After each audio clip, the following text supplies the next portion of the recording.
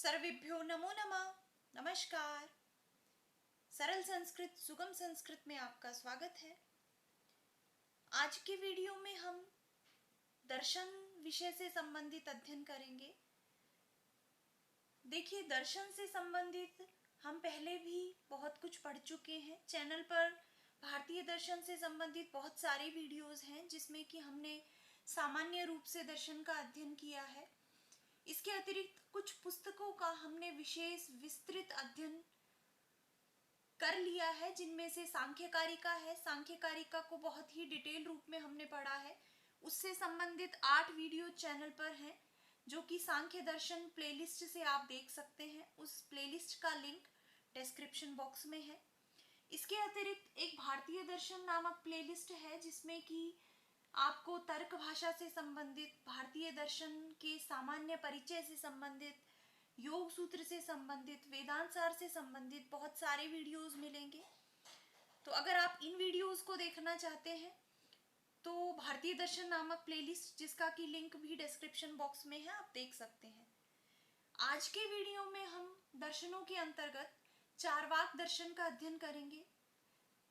चारवाक दर्शन का अध्ययन प्रारंभ करने से पहले हम एक बार संक्षिप्त रूप में भारतीय दर्शन के विषय में जान लेते हैं। भारतीय दर्शन मुख्यतः 2 भागों में विभाजित है और उसके विभाजन का जो आधार है वो वेद है। वेदों में श्रद्धा के आधार पर, वेदों की प्रामाणिकता के आधार पर भारतीय दर्शनों को 2 भागों में बांटा गया है।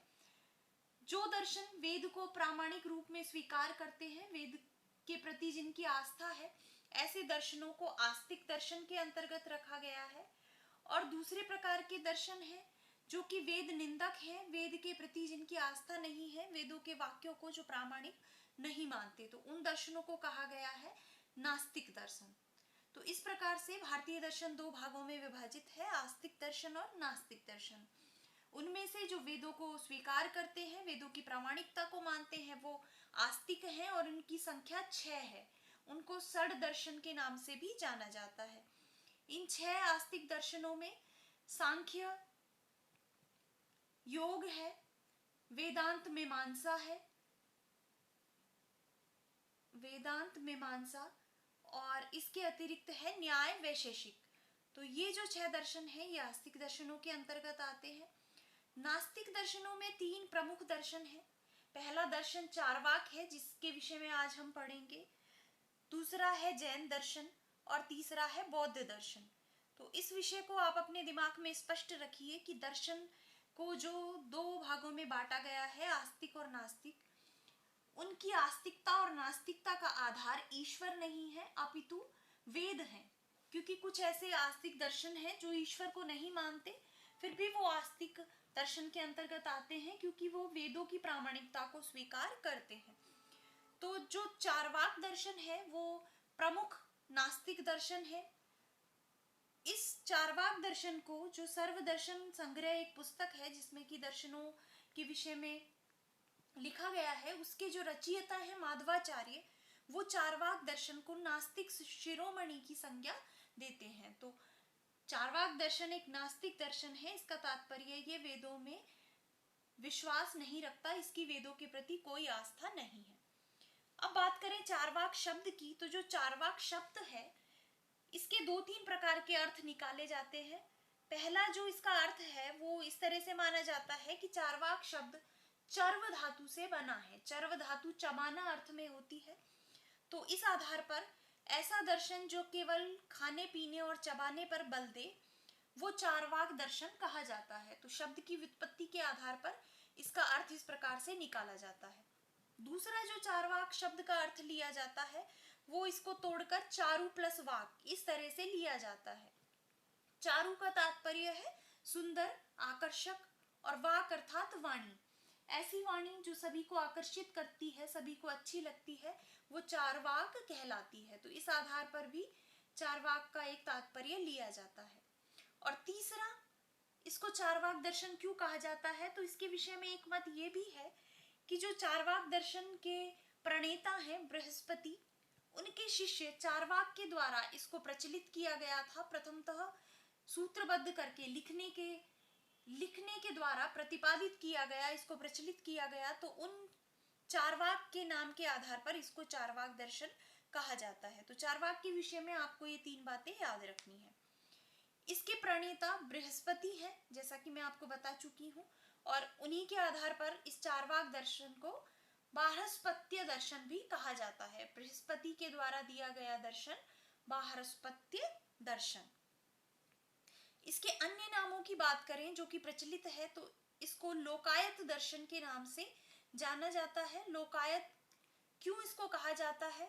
तो देखिए, जो 2 इसके विषय में मत हैं। पहला है कि लोक में सर्वाधिक विस्तृत ये दर्शन है, सर्वाधिक प्रचलित है, सर्वाधिक फैला हुआ है, और लोक में अधिक प्रचलित होने के कारण इसको लोकायत, लोक में विस्तृत, लोक में फैला हुआ, इस आधार पर इसको लोकायत दर्शन कहा जाता है।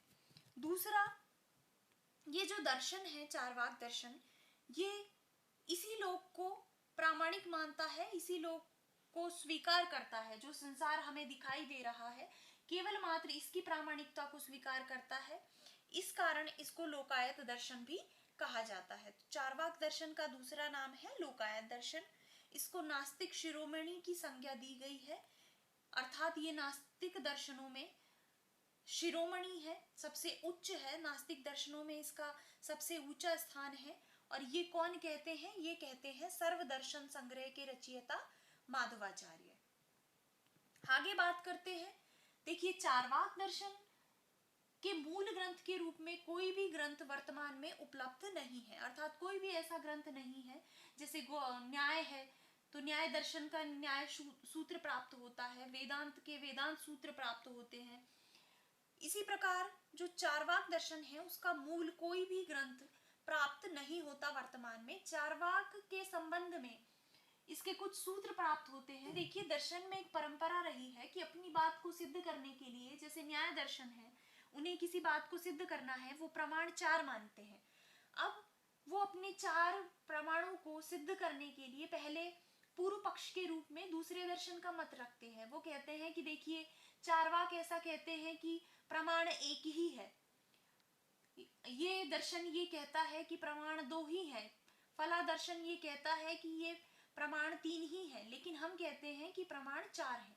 तो अपने बात की सिद्धि के लिए दर्शन पूर्व पक्ष के रूप में दूसरे दर्शनों को रखते हैं।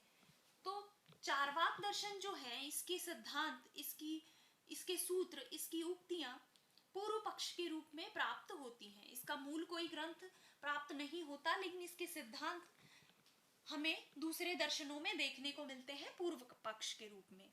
दूसरा, इस चारवाक दर्शन से संबंधित 3 ग्रंथ हैं, 3 ऐसे ग्रंथ हैं जिनमें हमें चारवाक दर्शन प्राप्त होता है, उससे संबंधित कुछ सूत्र प्राप्त होते हैं। वो कौन कौन से 3 ग्रंथ हैं? पहला है तत्वोपलव सिंह, ये जयराशि भट्ट के द्वारा रचित है और इसमें चारवाक दर्शन का वर्णन किया गया है। दूसरा है सर्वदर्शन संग्रह, जो कि माधवाचार्य के द्वारा रचित है और ये प्रचलित है, इसमें भी चारवाक दर्शन का वर्णन किया गया है, उसका प्रतिपादन किया गया है। और तीसरा है प्रबोध चंद्रोदय, जो कि कृष्णपति मिश्र के द्वारा रचित है। तो इन 3 ग्रंथों में चारवाक दर्शन के कुछ सूत्र हमें प्राप्त होते हैं, चारवाक दर्शन के कुछ सिद्धांत हमें प्राप्त होते हैं, लेकिन चारवाक के ग्रंथ के रूप में कोई भी अलग ग्रंथ हमें प्राप्त नहीं होता। अब चारवाक के सिद्धांतों की हम बात करते हैं कि चारवाक के क्या सिद्धांत हैं। देखिए, प्रत्येक दर्शन 3 मीमांसाओं का प्रतिपादन करते हैं। प्रत्येक दर्शन में 3 मीमांसाएं वर्णित होती हैं, ज्ञान मीमांसा, तत्व मीमांसा और नीति मीमांसा। ज्ञान मीमांसा के अंतर्गत प्रत्येक दर्शन ये वर्णन करता है कि जो जगत है, जो वस्तुएं हमें दिखाई दे रही हैं, उनका ज्ञान किस प्रकार से होता है, अर्थात मुख्य रूप से ज्ञान मीमांसा के अंतर्गत प्रमाणों की चर्चा की जाती है। दूसरी है तत्व मीमांसा। तत्व मीमांसा के अंतर्गत दर्शन ये बताते हैं कि वो किन किन तत्वों को जगत के मूल में स्वीकार करते हैं, कौन सा मूल तत्व मानते हैं, जगत को किस रूप में देखते हैं कि क्या ये सब चीजें सत्य हैं या नहीं है, ये किन से उत्पन्न हुई है। तो ये जो सारी विवेचना है ये तत्व मीमांसा के अंतर्गत आती है। और तीसरी जो मीमांसा होती है वो होती है नीति मीमांसा, अर्थात किस प्रकार का नैतिक आचरण व्यक्ति को करना चाहिए, पुरुषार्थ से संबंधित जो इनके सिद्धांत हैं अपवर्ग से संबंधित, मोक्ष से संबंधित, व्यक्ति के नैतिक आचरण से संबंधित, धार्मिक आचरण से संबंधित, ये सारे वर्णन नीति मीमांसा के अंतर्गत आते हैं। तो हम सबसे पहले बात करते हैं चारवाक की, प्रमाण मीमांसा की, उसकी ज्ञान मीमांसा की। अगर प्रमाणों की बात करें तो चारवाक दर्शन केवल एकमात्र प्रत्यक्ष प्रमाण को स्वीकार करता है। ये कहते हैं प्रत्यक्षमेव प्रमाणम, केवल मात्र प्रत्यक्ष ही एक प्रमाण होता है। यथार्थ ज्ञान की प्राप्ति के साधन के रूप में प्रत्यक्ष को स्वीकार करते हैं। चारवाकों की ये विशेषता है कि ये अनुमान प्रमाण को भी स्वीकार नहीं करते, अनुमान का भी खंडन कर देते हैं। अब आपने अगर थोड़ा बहुत दर्शन पढ़ा होगा तो आपको ये ज्ञात होगा कि अनुमान जो प्रमाण है उसको सिद्ध करने के लिए व्याप्ति की आवश्यकता होती है। व्याप्ति के द्वारा, हेतु और साध्य के द्वारा अनुमान प्रमाण किया जाता है, अनुमान किया जाता है। तो जो चारवाक हैं वो व्याप्ति का ही खंडन कर देते हैं। जिस व्याप्ति के द्वारा अनुमान किया जाता है ये उसी का खंडन करते हैं। व्याप्ति क्या है? व्याप्ति हेतु और साध्य के मध्य एक विशिष्ट, निश्चित और सार्वभौमिक संबंध होता है। लेकिन चारवाक ये कहते हैं कि उस व्याप्ति की स्थापना ही संभव नहीं है। हम उस व्याप्ति को कैसे समझे, कैसे हमें वो व्याप्ति हो, तो वो उस पूरी प्रक्रिया का खंडन कर देते हैं। वो कहते हैं कि व्याप्ति ना तो प्रत्यक्ष के द्वारा स्थापित की जा सकती है, ना तो व्याप्ति का ज्ञान प्रत्यक्ष से हो सकता है, ना अनुमान से हो सकता है। अगर प्रत्यक्ष से नहीं हो सकता तो फिर उसको हम कैसे माने? तो जो खुद ही सिद्ध नहीं है वो कैसे दूसरे प्रमाण को सिद्ध करेगा? तो इस आधार पर जो चारवाक हैं वो व्याप्ति का खंडन करते हैं, और व्याप्ति का खंडन हो जाने से स्वतः ही अनुमान प्रमाण का भी खंडन करते हैं। अर्थात उनके अनुसार केवल मात्र प्रत्यक्ष ही एक प्रमाण है। ये उपमान और शब्द प्रमाण का भी खंडन कर देते हैं और कहते हैं कि ये मूलतः अनुमान पर ही आधारित होते हैं। अब चूंकि अनुमान भी इन्होंने खंडित कर दिया, ये अनुमान को भी प्रमाण के रूप में स्वीकार नहीं करते, इसलिए उपमान और शब्द को भी स्वीकार नहीं करते। चारवाक जो हैं वो वेदों के घोर निंदक हैं। एक पंक्ति प्राप्त होती है चारवाक दर्शन से संबंधित, त्रयो वेदस्य कर्तारो भंड धूर्त निशाचरः, कि जो तीनों वेद हैं उनके जो करने वाले हैं वो भंड हैं, धूर्त हैं और निशाचर हैं। तो उनके इस वाक्य से आप चारवाक दर्शन का वेदों के प्रति मत समझ सकते हैं। ये मानते हैं कि वेद अपनी स्वार्थ सिद्धि के लिए धूर्तों के द्वारा रचित रचनाएं हैं। ये कोई ऐसे वाक्य नहीं है जिनको कि प्रामाणिक माना जाए, जिनको कि प्रमाण के रूप में स्वीकार किया जाए। तो वेद की निंदा के संबंध में चारवाक का जो ये कथन है, त्रयो वेदस्य कर्तारो भंड धूर्त निशाचरा, आप इस पंक्ति को अच्छे से याद रखिए। अब मूल तत्वों की अगर बात करें तो चारवाक, अगर आपने चारवाक के विषय में एक बात समझ ली कि चारवाक केवल मात्र प्रत्यक्ष को स्वीकार करते हैं, वो ये कहते हैं कि जो हमें दिखाई देता है, जो जिसका ज्ञान हमारी इंद्रियां कर सकती हैं, केवल मात्र वही सत्य है, उसके अतिरिक्त कुछ भी सत्य नहीं है। तो अगर आप इस बात को दिमाग में बैठा लेते हैं तो आप इनके तत्वों से संबंधित, इनके आत्मा से संबंधित, इनकी जगत की उत्पत्ति से संबंधित सारे सिद्धांतों को आराम से समझ पाएंगे। अगर अब मूल तत्वों की बात करें तो देखिए, सामान्य रूप से पुराणों में, उपनिषदों में, दर्शनों में 5 तत्वों को स्वीकार किया गया है, पृथ्वी, जल, तेज, वायु और आकाश। लेकिन चूंकि चारवाक दार्शनिक जो हैं वो प्रत्यक्ष मात्र को स्वीकार करते हैं, तो ये आकाश को तत्व के रूप में स्वीकार नहीं करते। इनका कहना है कि जो आकाश तत्व है उसका प्रत्यक्ष हमें नहीं होता, वो हमारी इंद्रियों के द्वारा हमें दिखाई नहीं देता, तो हम उसको नहीं मानते। क्योंकि जब प्रत्यक्ष के द्वारा वो दिखाई ही नहीं देता, हमें वो दिखता ही नहीं है, तो हम उसको मूल तत्व के रूप में स्वीकार नहीं करेंगे। तो चारवाक 4 मूल तत्व स्वीकार करते हैं, पृथ्वी, जल, तेज, वायु। इन 4 तत्वों से मिलकर ही सृष्टि और मानव शरीर की रचना होती है। इन्हीं का योगदान है सृष्टि को और मानव शरीर को उत्पन्न करने में।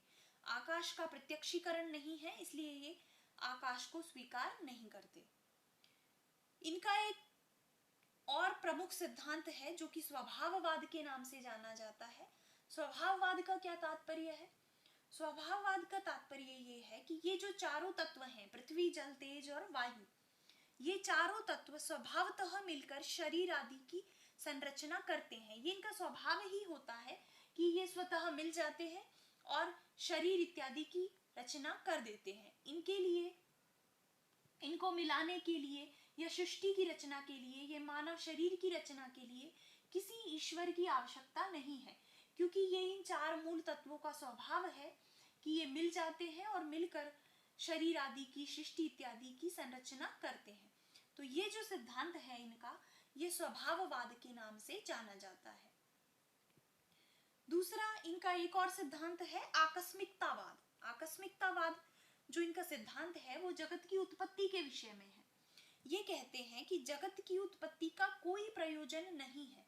ऐसा नहीं है कि कोई ईश्वर है, उसने कोई प्रयोजन सोचा, उस प्रयोजन से सृष्टि की रचना की, ऐसा कुछ नहीं है। जगत की उत्पत्ति का कोई प्रयोजन नहीं है। ये उत्पत्ति आकस्मिक होती है। जब चार मूल तत्व आपस में मिल जाते हैं आकस्मिक रूप से, अचानक, तो जगत की उत्पत्ति हो जाती है, शरीर की संरचनाएं हो जाती हैं। तो ये इनका आकस्मिकतावाद का सिद्धांत है, जिसके अनुसार जगत की उत्पत्ति का कोई प्रयोजन नहीं है, जगत की उत्पत्ति आकस्मिक होती है। ईश्वर के संबंध में इनका जो सिद्धांत है वो अनीश्वरवादी है। अनीश्वरवादी कहलाते हैं चार्वाक दार्शनिक। ये कहते हैं कि ईश्वर की कोई आवश्यकता नहीं है, ईश्वर जैसा कोई तत्व नहीं है। सबसे पहली बात तो ईश्वर क्यों नहीं है, क्योंकि ईश्वर का प्रत्यक्षीकरण नहीं किया जा सकता, उसे प्रत्यक्ष के द्वारा देखा नहीं जा सकता, अनुभव नहीं किया जा सकता। और जो प्रत्यक्ष के द्वारा हमें अनुभव नहीं होता, जिसका, उसकी कोई सत्ता नहीं है। तो पहला तो इनका यही मत है ईश्वर के खंडन में कि ईश्वर का प्रत्यक्षीकरण नहीं किया जा सकता, इसलिए उसकी सत्ता नहीं है। दूसरी बात, बहुत सारे दर्शन ऐसे हैं जो ये कहते हैं कि चलो ईश्वर का प्रत्यक्ष नहीं होता, लेकिन जगत की उत्पत्ति के लिए ईश्वर की आवश्यकता होती है, तो वो जगत के मूल कारण के रूप में या जगत की उत्पत्ति में प्रेरक के रूप में ईश्वर को स्वीकार करते हैं। अब चूंकि ये जो चार्वाक हैं, ये आकस्मिकतावाद को स्वीकार करते हैं। ये कहते हैं कि जगत की उत्पत्ति में कोई प्रयोजन नहीं है, आकस्मिक रूप से जगत की उत्पत्ति हो जाती है, तो इस दृष्टि से भी इनको ईश्वर की आवश्यकता नहीं है। इनमें जो चार तत्व हैं स्वभाववाद के अनुसार, जो चार मूल तत्व हैं, वो अपने स्वभाव के अनुसार मिलकर सृष्टि की रचना कर देते हैं, मानव शरीर की संरचना कर देते हैं। तो ईश्वर की कोई आवश्यकता नहीं है, इसलिए ये ईश्वर को स्वीकार नहीं करते। इनके अनुसार लोक सिद्धो राजा परमेश्वर, जो लोक सिद्ध राजा होता है वो ही परमेश्वर होता है, वही ईश्वर होता है। तो जो दिखाई ना दे, इस प्रकार के किसी ईश्वर की कोई सत्ता ये स्वीकार नहीं करते। इस आधार पर इनको अनीश्वरवादी कहा जाता है। आत्मा के विषय में जो इनका सिद्धांत है वो देहात्मवाद के नाम से जाना जाता है। इसे आप याद रखिए, ये इंपॉर्टेंट है। देहात्मवाद का क्या तात्पर्य है? देखिए, चैतन्य को ये स्वीकार करते हैं, चेतना को स्वीकार करते हैं, क्योंकि चेतना को नकारा नहीं जा सकता। सामान्य जगत में भी हम वस्तुओं में, व्यक्तियों में चेतना को देखते हैं, चेतना हमें दिखाई देती है, चेतना को महसूस किया जाता है। तो चूंकि उसका प्रत्यक्ष हो रहा है, चेतना हमें दिखाई दे रही है, तो उसे अस्वीकार नहीं किया जा सकता।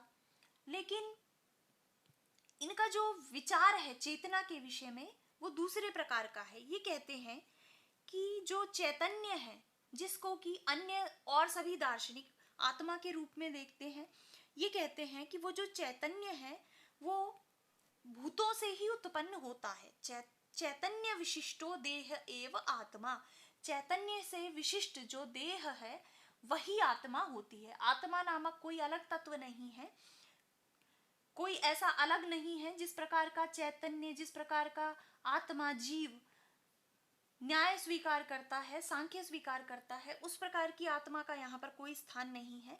ये कहते हैं कि ऐसी देह, ऐसा शरीर जो चैतन्य से विशिष्ट है, जिसमें चैतन्य उत्पन्न हो गया है, वो ही आत्मा कहलाता है।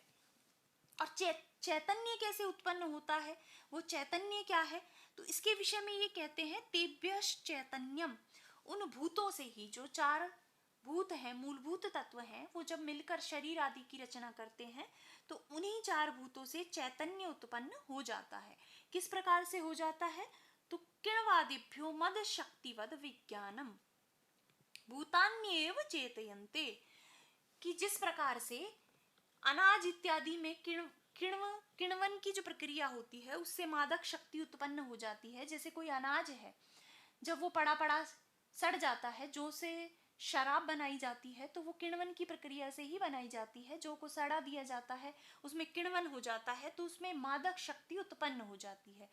तो ये कहते हैं कि उसी मादक शक्ति के जैसे ही जो चार भूत हैं उन्हीं से चैतन्य उत्पन्न हो जाता है। तो चैतन्य से विशिष्ट जो देह है वही आत्मा है, इसके अतिरिक्त कोई आत्मा नहीं है। तो इनका जो आत्मा का सिद्धांत है वस्तुतः ये अनात्मवादी है, क्योंकि ये उस रूप में आत्मा को स्वीकार नहीं करते जिस रूप में कि आत्मा को दर्शन में स्वीकार किया गया है, एक नित्य तत्व के रूप में।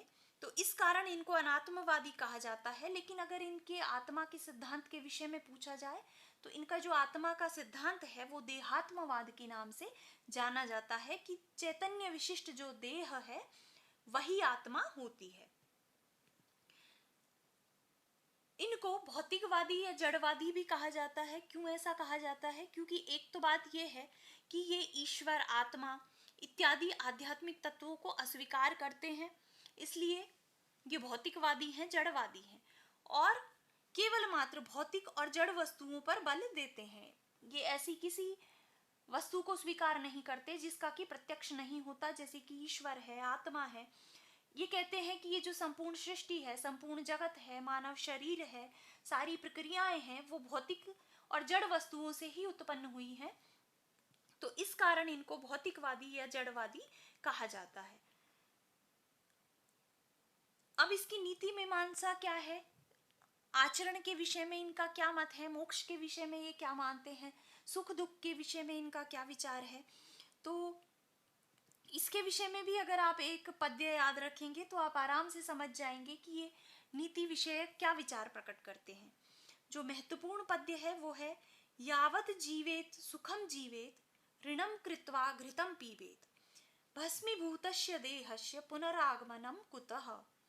जब तक जियो सुख से जियो, ऋण करके घी पियो। तो कुछ लोगों का ये सिद्धांत होता है, हम अपने आसपास भी कुछ ऐसे लोग देखते हैं जो कि इस सिद्धांत में विश्वास रखते हैं, पक्के चार्वाक दार्शनिक होते हैं, कि जब तक जियो सुख से जियो, कितना भी ऋण ले लो लेकिन घी पियो, मजे से जिंदगी जियो। तो इस प्रकार का जो सिद्धांत है वो चार्वाक दर्शन का सिद्धांत है। ये कहते हैं कि एक बार जब देह भस्मीभूत हो गई, जब देह जल गई, तो उसका पुनरागमन कहाँ होता है, अर्थात ये मोक्ष की पुनरागमन की प्रक्रिया में भी ये जो बार बार जन्म मृत्यु का चक्र है उसमें भी ये विश्वास नहीं रखते। ये कहते हैं कि जब तक जी रहे हो सुख से जियो, क्योंकि भस्मीभूत देह का पुनः आगमन संभव नहीं है। तो आप इसके हिसाब से समझ सकते हैं, ये कहते हैं कि जो वस्तु हमें प्राप्त हो रही है उसमें आनंद लो, आनंद ही सुख है, और जो थोड़ा बहुत दुख हो जाता है, शरीर को हो जाता है कांटा आदि लगने से, वो दुख है। इसके अतिरिक्त मोक्ष के विषय में कहते हैं कि मरना ही मृत्यु है। तो इस प्रकार के इनके सिद्धांत हैं। अंगन आदि आलिंग जन्यम सुखमेव पुरुषार्थः। अंगन आदि के द्वारा जो आलिंगन किया जाता है, स्त्री आदि के द्वारा जो आलिंगन से उत्पन्न आलिंगन जन्य सुख है, वही पुरुषार्थ है, वही परम लक्ष्य है। तो सुख को प्राप्त करो और आराम से जियो। सुखमेव स्वर्गम, स्वर्ग नरक जैसी कोई चीज नहीं है। मृत्यु के बाद चूंकि ये आत्मा जैसा कोई तत्व मानते ही नहीं है, तो जब देह नष्ट हो जाएगी तो सब प्रक्रियाएं यहीं पे समाप्त हो जाएंगी। तो ऐसा कोई कॉन्सेप्ट ही नहीं है कि आप मर जाएंगे तो आपकी आत्मा स्वर्ग में जाएगी, नरक में जाएगी। ये कहते हैं कि सुखमेव स्वर्गम, कि जीवित रहते हुए आप जो सुख भोग रहे हैं वही स्वर्ग है। दुखमेव नरकम, और जो कंटक आदि से, कांटा आदि से उत्पन्न जो दुख है वो ही नरक है, अर्थात स्वर्ग और नरक यहीं पर है, इसके बाद कुछ नहीं है। मरणमेव अपवर्गः, और जब आप मर गए, मरना ही अपवर्ग है, मरना ही मोक्ष है। जब आप मर गए तो मान लीजिए आपकी मुक्ति हो गई। दो पुरुषार्थों को ये स्वीकार करते हैं, अर्थ कामौ पुरुषार्थौ। तो भारतीय संस्कृति में यद्यपि आप हमेशा से पढ़ते आ रहे होंगे 4 पुरुषार्थों को स्वीकार किया गया है, लेकिन चारवाक दार्शनिक केवल 2 ही पुरुषार्थ स्वीकार करते हैं, अर्थ और काम। तो इनका जो सारा जीवन है, इनकी जो सारी प्रक्रिया है, इनके जो सारे सिद्धांत हैं, वो इन्हीं पर आश्रित हैं कि धन कमाओ, काम वासना का सेवन करो और आराम से जो चीज तुम्हें सुख दे वो करो, यही जिंदगी है। देहच्छेदो मोक्षः, और देह का छूट जाना ही मोक्ष है। तो बहुत ही आसान से और अच्छे लगने वाले, प्रिय इनके सिद्धांत हैं जो कि हर व्यक्ति को पसंद आ सकते हैं। तो आप इनके विषय में याद रखिए। प्रमाण के विषय में, इनके पुरुषार्थ के संबंध में, भौतिकवादी जड़वादी क्यों इनको कहा जाता है, इनके जो ये सिद्धांत हैं, अनात्मवादी क्यों कहा जाता है इनको, इनका आत्मा का सिद्धांत क्या कहलाता है, अनीश्वरवादी किस प्रकार हैं, या फिर ये कितने प्रमाणों को स्वीकार करते हैं, क्या ये अनुमान को स्वीकार करते हैं, चारवाक दर्शन के अनुसार स्वभाववाद क्या है, इस तरीके के प्रश्न चारवाक दर्शन से संबंधित पूछे जाते हैं। इसके मूल तत्व क्या हैं, वेद के विषय में इनका क्या सिद्धांत है, या इस तरह की पंक्ति देकर पूछा जा सकता है कि ये किस दर्शन का मत है, इस प्रकार से। तो आसान सा ये दर्शन है, सिंपल है। तो जितनी भी इसके विषय में महत्वपूर्ण बातें हो सकती हैं सभी को मैंने इस वीडियो में समाहित कर दिया है। चारवाक दर्शन से संबंधित अगर आप ये वीडियो अच्छे से देखते हैं, ध्यानपूर्वक देखते हैं, तो चारवाक दर्शन से संबंधित आपका कोई प्रश्न गलत नहीं होगा। तो मुझे आशा है ये आपको समझ आया होगा, आपको इसमें आनंद भी आया होगा। तो आनंद अगर आपको आ गया है और आपको वीडियो पसंद आया है तो आप इसे लाइक अवश्य कर दें, अपने मित्रों के साथ भी इसे अधिक से अधिक शेयर कर दें। और अगर आप चैनल पर नए हैं और आप किसी भी प्रतियोगी परीक्षा की तैयारी कर रहे हैं जिसमें कि आप संस्कृत भाषा को पढ़ना चाहते हैं, तो आप चैनल को सब्सक्राइब कर लीजिए, क्योंकि इस चैनल पर सरल शब्दों में, आसान शब्दों में सिद्धांतों को, विषयों को समझाने का प्रयास मेरा हमेशा रहता है। तो आप चैनल को सब्सक्राइब कर लीजिए और बेल आइकन को प्रेस करना बिल्कुल मत भूलिए, क्योंकि इससे आपको आगे आने वाले वीडियोस के नोटिफिकेशन मिल सकेंगे। तो मिलते हैं नेक्स्ट वीडियो में। इस वीडियो को यहीं पे समाप्त करते हैं। धन्यवाद।